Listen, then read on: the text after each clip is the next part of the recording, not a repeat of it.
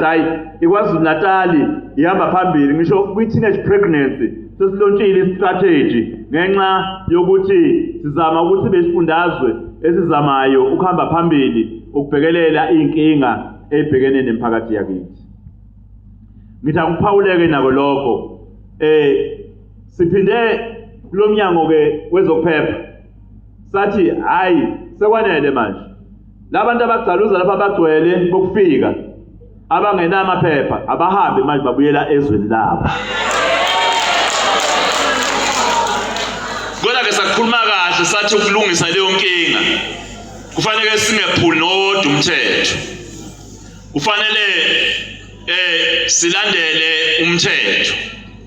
Namanje ngisamile kulokho ukuthi wonke umuntu okufika ola KwaZulu Natal ongenawo amaphepha okuba lapha KwaZulu Natal akabuyele ezweni lakhe. Nalaba abanayipaza shop belapha ngongekho emthethweni ngithi abahambe babuyele ezweni labo. Ipaza shop ibuyele kubantu balapha KwaZulu Natal. Kodwa sifuna masikwenza lokho sibambisane namaphoyisa. Sibambisane nomnyango wa Home Affairs.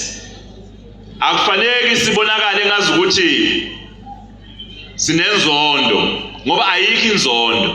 Siyazi ukuthi nathi siphumele ngaphandle sekwamanye amazwe bawusifuna amaphepha okuba kulawo mazwe lawo. Siyazi baningi abantu bala abangaphandle kodwa bangene ngokusemthethweni. Saphumele obala ke thina njengohulumeni lontsha umkhankaso othi engangeni ngesango iyafohla. Okwesibili sibambisene